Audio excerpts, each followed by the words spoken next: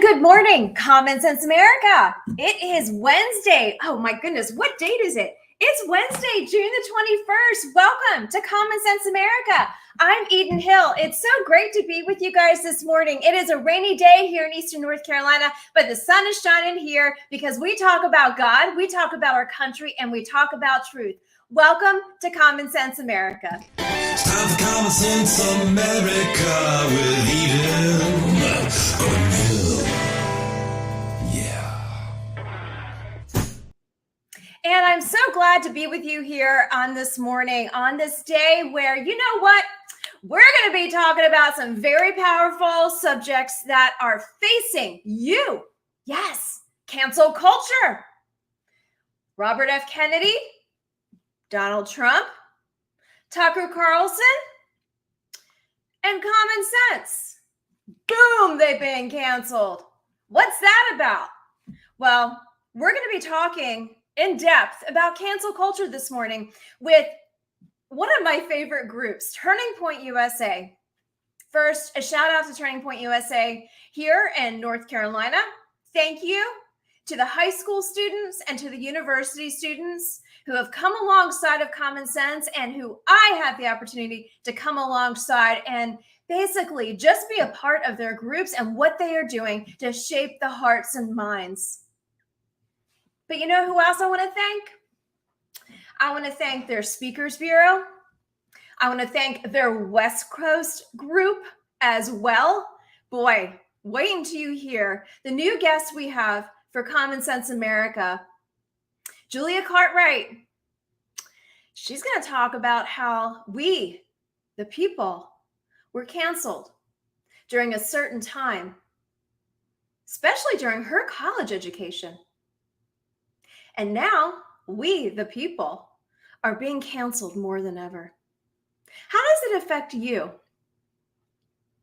How does it affect you? I know for one thing, I'm about truth. I know for one thing, I have been canceled personally and professionally. Have you? How does it feel? The rejection sucks, you know? It really does. What do we do about it, though? Do we rise up in the churches? Do we rise up in the public square? Do we run for public office? Do we mentor? Do we get involved with university students? Do we work on a local after-school program? What do we do to combat the cancel culture? Because it's basically a one-way directive. It's not the other way around. We got a big issue on our hands, ladies and gentlemen. So what do you do? How do you face it? I know, having had this show for almost a year, it is very evident where I've been canceled.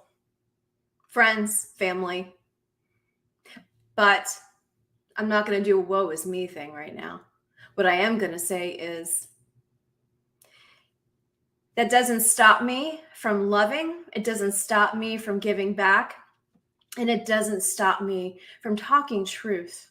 You know, I had to pull up some scripture this morning just because the culture is teaching us to basically alienate anybody who doesn't agree with you. The culture is teaching us to bash everybody, to hurt, to destroy. And obviously, I mean, that's evil, you guys, and you guys know it. So whether you've been rejected by a Bible study, a church, friends, family, because of your beliefs, because of what the cancel culture has been doing for so long, let's flip it. Let's flip it. Let's talk about some truth, and let's talk about how we combat this and how we don't give up and standing for our convictions and our faith. You know, a couple of Bible verses I just want to put out there. You guys know I love my Jesus too much. And, you know, Common Sense has been censored. But you know what? I'm not going to stop preaching the gospel. Because if we don't, who will? Right? Right. Okay. I pulled up 33 Bible verses on truth. Psalm 15 states, "The one who walks is blameless, who does what is righteous, who speaks the truth from their heart, whose tongue utters no slander, who does no wrong to a neighbor, and who casts no slurs on other. 1 John says, dear children, let us not love with words or speech, but with actions and in truth. 3 John says, I have no greater joy than to hear that my children are walking in truth. Finally, brothers and sisters, whatever is true, whatever is noble, whatever is right, and whatever is pure, whatever is lovely, whatever is admirable, if anything is excellent or praiseworthy, think about such things. Philippians 4:8. Okay, enough of the Bible session, but you guys know where I'm going with that, because that is truth. That may be censored in years to come. The scriptures may be taken away from us, but hold and memorize and hold them close. Renew your mind, because we are going to be canceled because of the downturn of our culture and society. It's biblical, you guys, but here is how we can combat it. Julia Cartwright, Turning Point USA. She runs the San Diego, the Orange County, and the Hawaii chapters. I think I want her job. She is in two of the most beautiful parts of this nation. So we're going to bring her over. We're going to hear a little bit about her, and we're going to hear about what she went through in her university education, and now what she does for Turning Point USA. Good morning, Julia. How are you? Good morning. How are you? Good. Welcome to Common Sense America. This is your first time here, but not a first for Turning Point USA. Grateful to have you and what you are doing on the West Coast. I know. Thank you so much for having me. I'm so excited to be here. Of course. So if you could share a little bit with our audience about where you are based and basically your role at Turning Point, and talk to us about some of these beautiful areas in America. Yeah, so I love how you started out with scripture, because that's honestly what got me involved in Turning Point, because I am from California, and during COVID, we had the tragedy where they started closing down churches and not allowing us to worship. So that was really what gave me kind of the fire to go against cancel culture, because at that point I was like, this has crossed the line. This is not America anymore, and we don't have our freedoms that we are guaranteed in this country, which is freedom of religion. So that really struck me. So that is why when I was at Arizona State University, I joined Turning Point USA. I then became the chapter president, and then now I took on my role as the representative in San Diego, Orange County, and Hawaii. And I am very blessed to work in some of the beautiful places. And I'm also blessed with some of the best students as well. I truly live for seeing them succeed and seeing them gain confidence, because that is truly what I like to do on campus, because so many young people have these same ideas. You post something on Instagram and everybody's sliding up like, oh, I think this, I agree with this, but they're too afraid to post it themselves. So we do stuff on campus. Like, one of my favorite activities is we'll get a huge 6-foot beach ball, and we call it the free speech ball, and we'll roll it around campus. Administration isn't always a fan of this, but we'll have like markers, and we always say you can come up and write anything. So this is open to the left and the right, because we believe free speech is for everybody, especially on college campuses. And it really gets good conversations going where people may not be on the side where they agree with free speech, but they see that it is an important thing that we need, and how bad a country can turn if that is not available. So we do events like that. We host speakers, and we really just build a community where students can go and feel safe to speak out, which is so not on the right. You know, we don't believe in like safe zones, things like that, but it truly is way harder for us on campus, especially for me. That was my experience. I had so many friends who struggled with that as well. So can you cite a couple examples of friends having struggled? And we here on the East Coast, we hear about the West Coast. You know, I personally love California, love Hawaii, hop on a plane in it, and well, I would probably drive. I don't trust the planes anymore, but I would be there in an instant if I had the opportunity. But what we see through legacy and mainstream media is a totally different narrative of the West Coast. You know, you think more of the liberal agenda. You think more of what Newsom isn't doing and how Newsom doesn't believe in freedom. So talk to us about the other side of what you see in, you know, California and these areas of that we would all assume are more to the leaning left. Because when I talk to you guys and you told me how massive the Turning Point chapters are on the West Coast, I about fell out of my seat, literally. So talk to me about that. What is that powerful narrative, and how have you guys applied a way to kind of fight back the negativity and the canceling out? Yeah, so I think a big shift was Zoom University, especially for the age group I work with.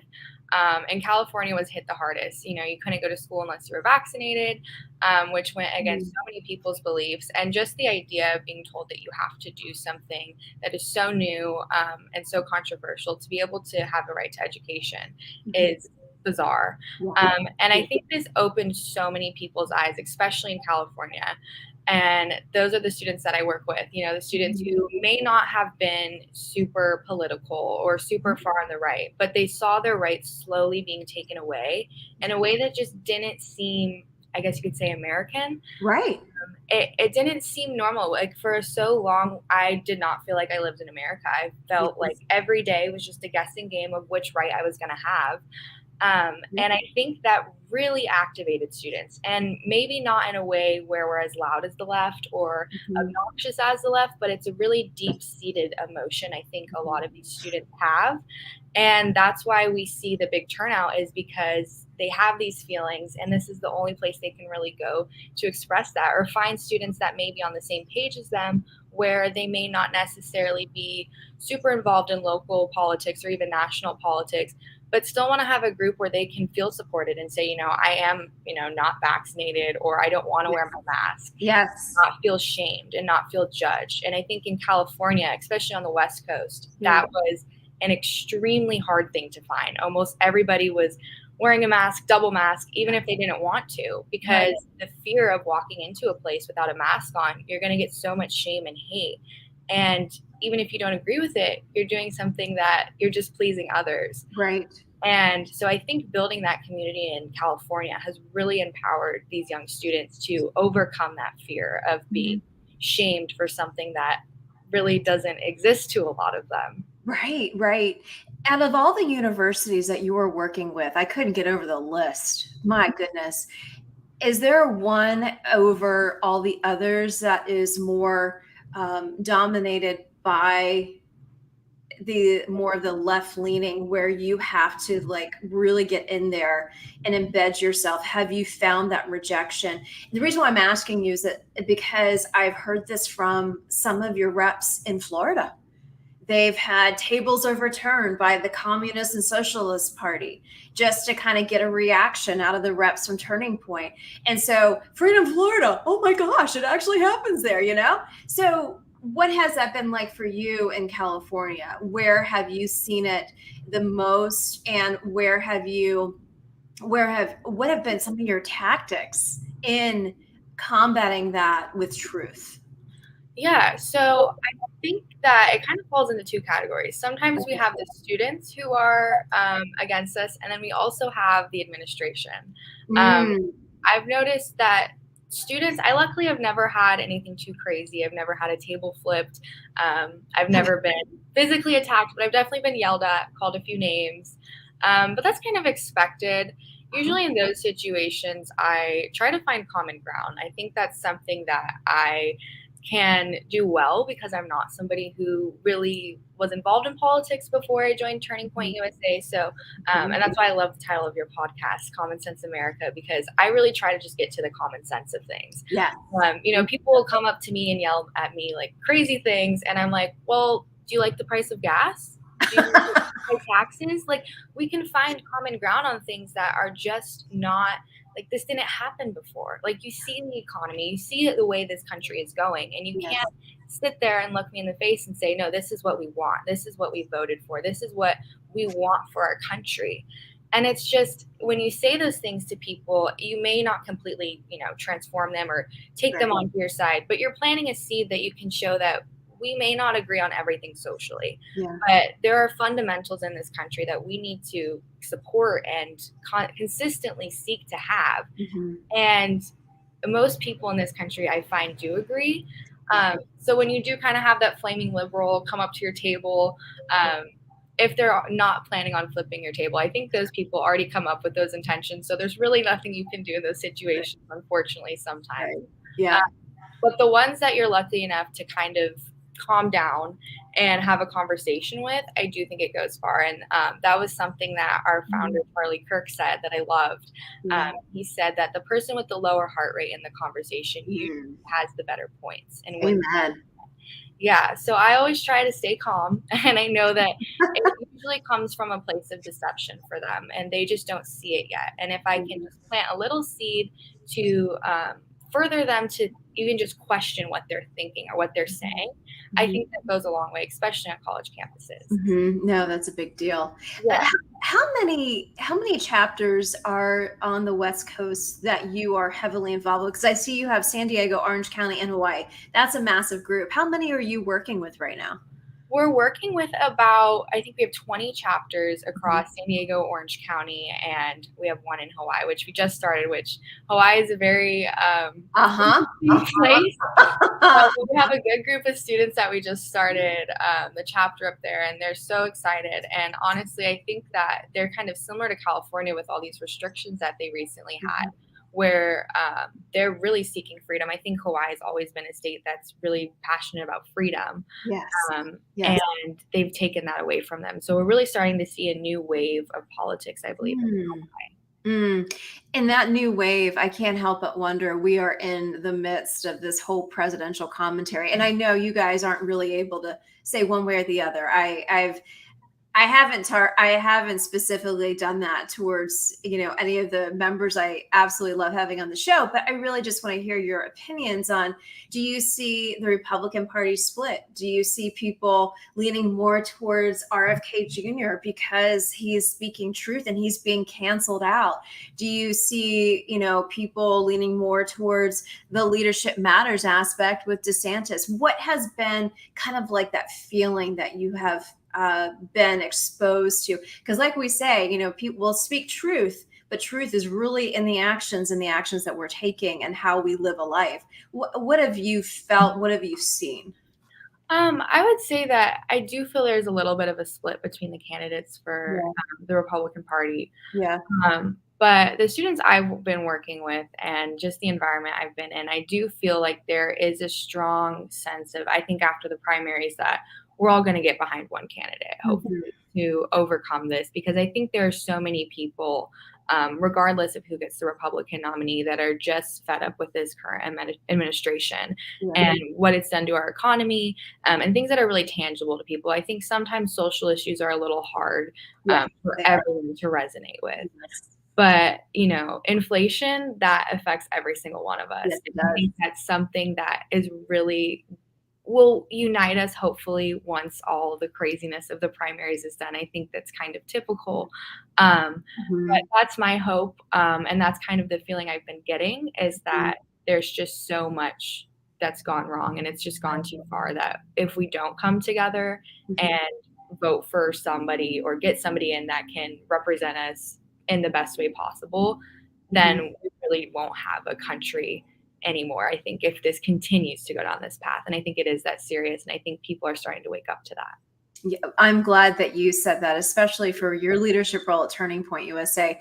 I sit here in Eastern North Carolina, and I'm amongst the military, active duty retirees, young families moving from the North seeking freedom. And, I sit here and say, are we awakened to what is happening, to the woke indoctrination? Are we awakened to the fact that our pride in one country is more focused on social agendas than truly patriotism, knowing how to sing the Star Spangled Banner, knowing the words to it? So I sit there, and I'm so glad to hear from your leadership perspective and your discernment on seeing what is happening around you and how you are imparting this wisdom, and you are leading, you're mentoring this next generation, which is fabulous. So I want to hear a little bit about also the cancel culture pieces that you share with your university students. You see it happening to them daily. So what kind of pieces do you give them? What's in your toolkit of inspiration, of truth that you give them when you are on a certain campus and you know things are a little bit more heated than other campuses? What do you say to that group? Do you have formal groups where you guys come together and you go over the Constitution, you go over historical treasures of this country, and then you also, what do you teach them and how do you give them, what are the main tools to your famous toolkit? Yeah, so I would say for me, I love to give them confidence because I feel like that is something that is, if they don't have that, there's nothing they can do when they go out there, because you really never know what's going to happen. Right. When you're out there with the pins and stickers that say like socialism sucks, or we support 2A, the Second Amendment, things like that. You really never know what's going to walk past you and what's going to come your way. Right. And I always try to reassure them that at the end of the day, you're doing the right thing. Yeah. You're standing up for something you believe in, even if it's uncomfortable. And I always tell them there's probably one or two people who are going to walk by and they might say something mean.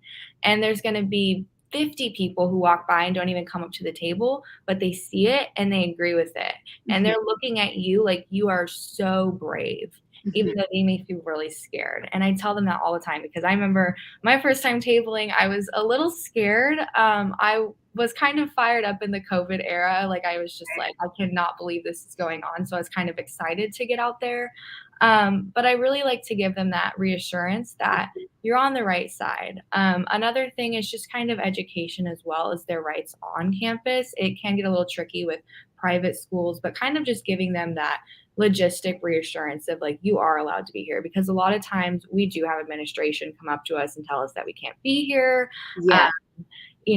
We get all the craziness from the admin. I mean, at ASU, when I was there, I was a student. We were a registered club on a public university. I always brought rota registration forms, and I cannot tell you how many times I've been moved around that campus. I've been told I can't table in front of the gym. I've been told I can't table in front of the cafeteria area, in front of the dorms. I would get moved around. I got told I was trespassing one time, even though I was a student.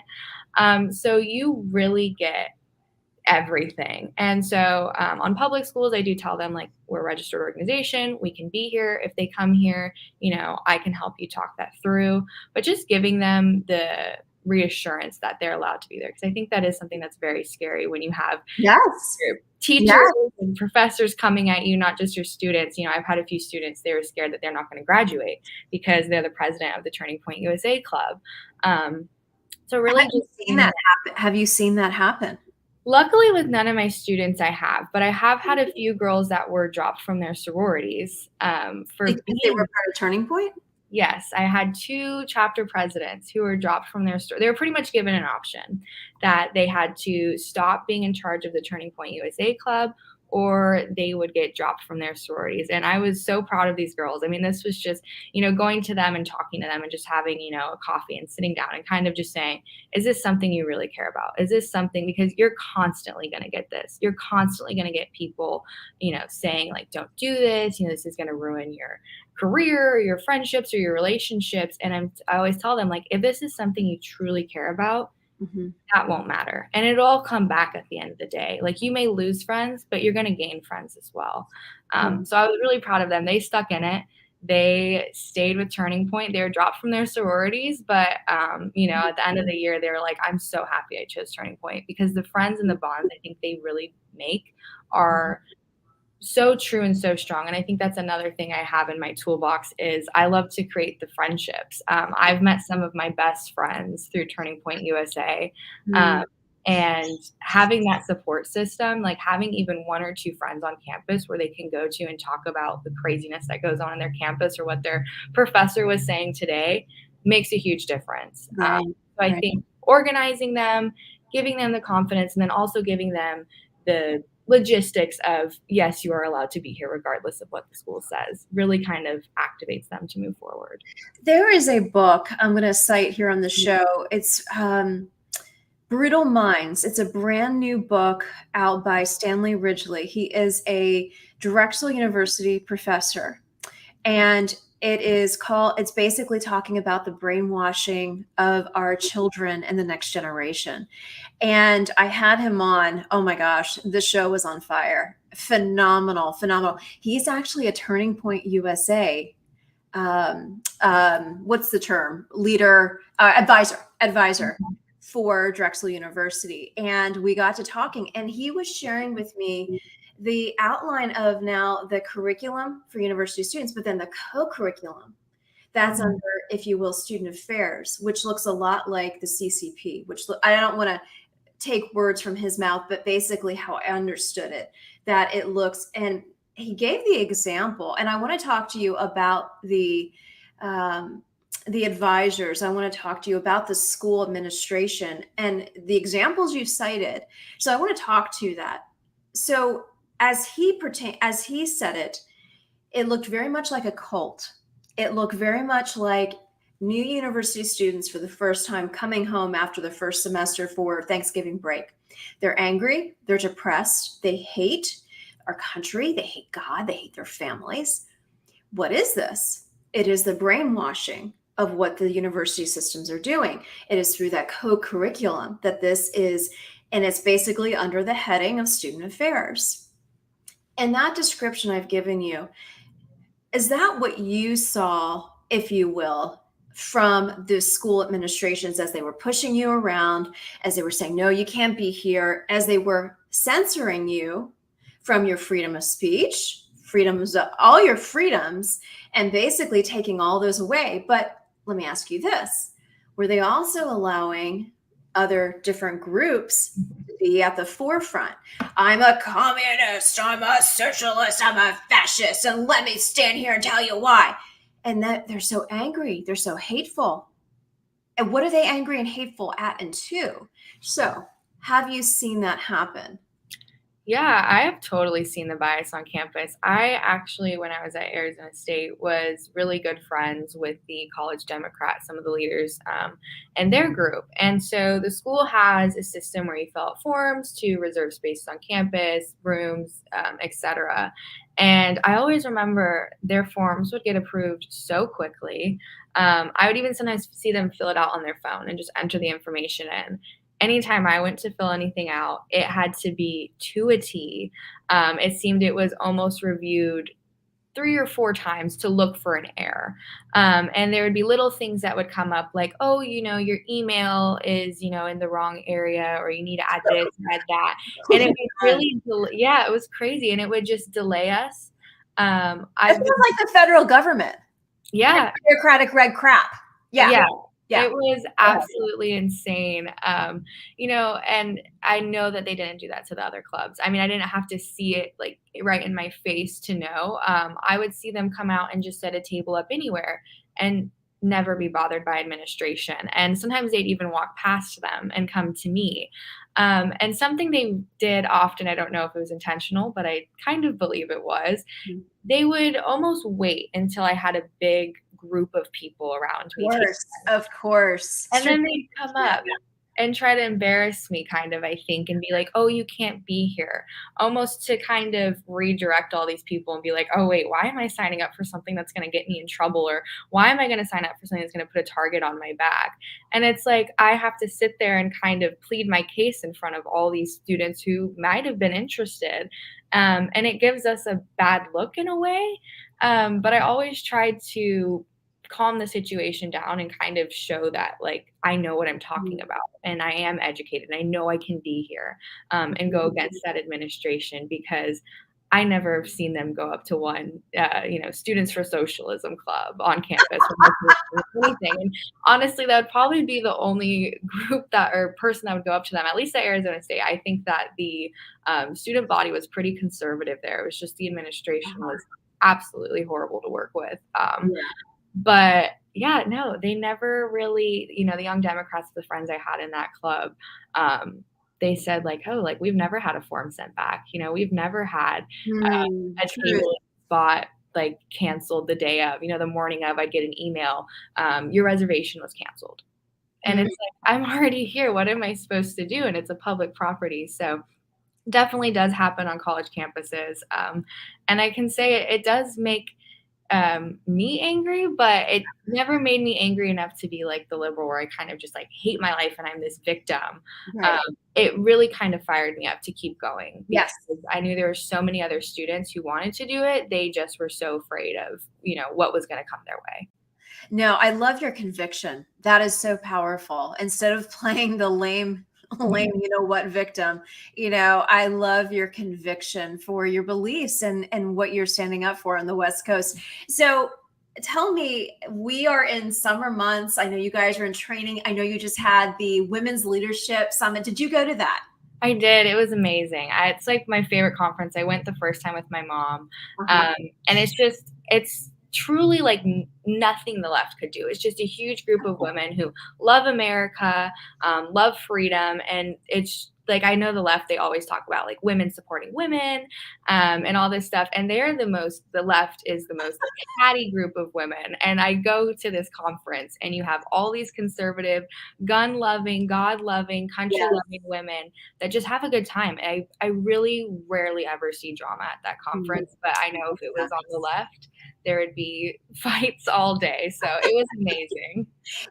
So no word salads from Madame Vice President, because Madame Vice President, Miss Word, I call her Madam Word Salad. She is coming to this area. I believe she's here this weekend to Charlotte, North Carolina, talking about my rights as a woman, that I can have an abortion if I want to.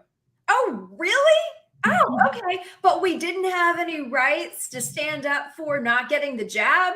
Okay. That makes a whole heck of a lot of sense. But you know what? She's not going to talk too much here in Charlotte because it's all going to be word salads. We're all going to be confused, and we'll have plenty of fun sound bites to run on the next day in the news cycle. But going back to the Women's Leadership Conference, you had Candace Owens, you had Laura Trump, you had women who know what it is to be a woman and who stand up for the beliefs of our God, our country, our guns, our families, and talk about the convictions and preparation for you and the next generation. That's what I love. No mean girls, no high school girls, and no word salads, right?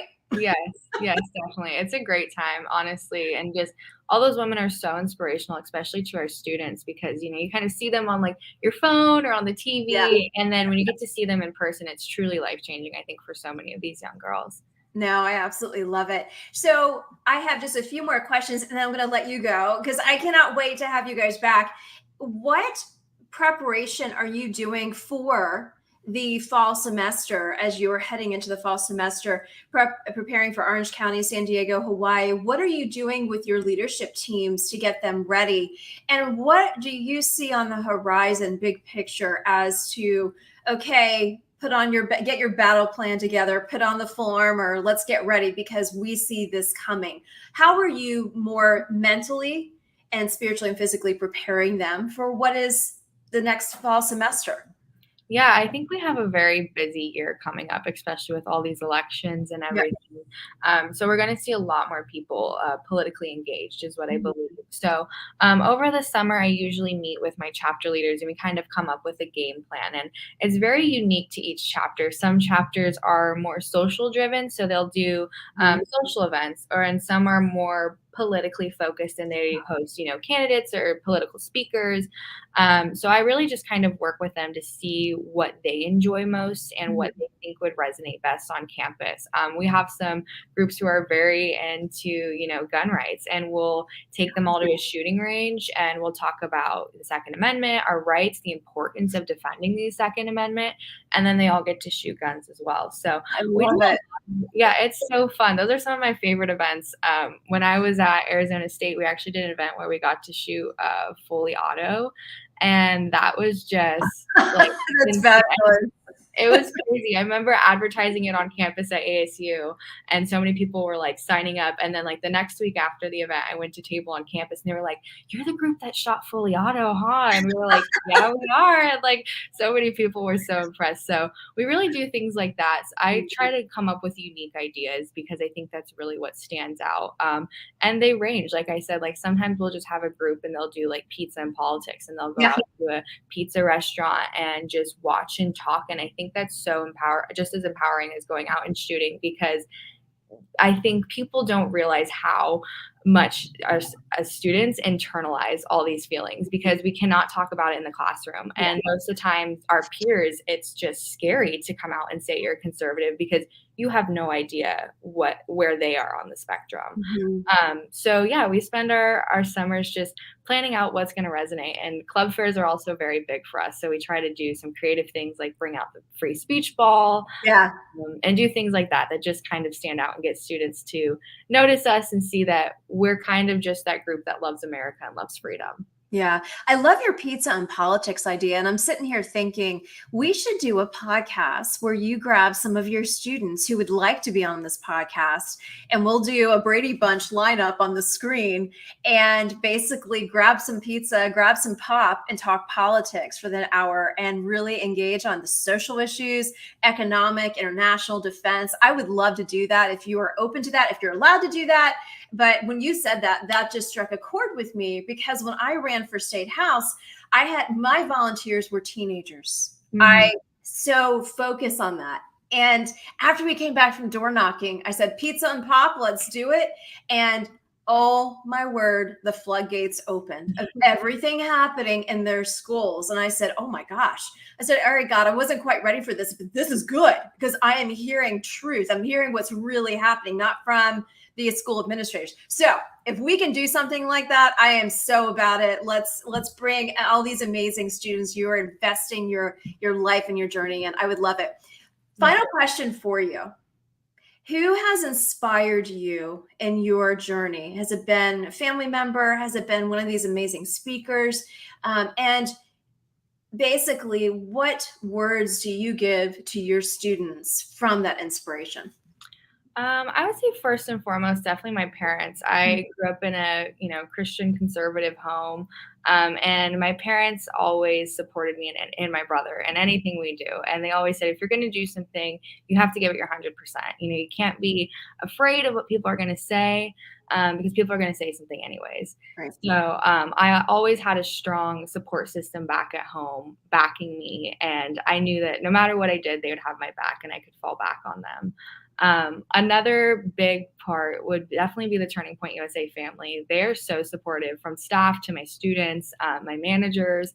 They are just, and we're such a broad group of people. And, even within Turning Point, there's differing of opinions and stuff, but just the fact that we're all able to come together and support each other. And, I have so many coworkers that I can text and be like, this happened on campus today. Like, I don't know what to do. It's just one of those days. And they totally understand, and they're just there for them. And I think that's definitely what has kept me going. And like I said, some of them are like literally my best friends. Like, I love them, and I truly don't know what I would have done without Turning Point introducing me to them. Oh, that's fabulous. I have your quote right here, and I'm going to end this segment with cancel culture is real, and it can be extremely terrifying being a conservative on school campuses. That's why it has become a passion of mine to create a space where students can go and be themselves. Julia Cartwright, I am grateful for your service. Follow Julia's Twitter and also Instagram. It's been going across the screen the whole interview. I can't wait to see you, and I cannot wait to start working with you on other projects. So thank you for what you're doing, and have a fantabulous summer on the West Coast. I will see you soon. Thank you, Julia. Thank you so much. Talk to you soon. Okay, bye-bye.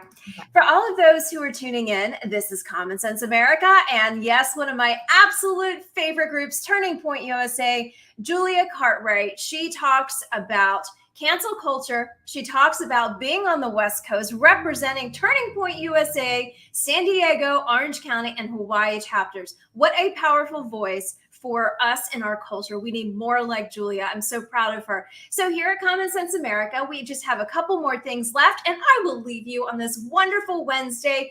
It's a little sunny, and then it's raining most of the week here in Eastern North Carolina.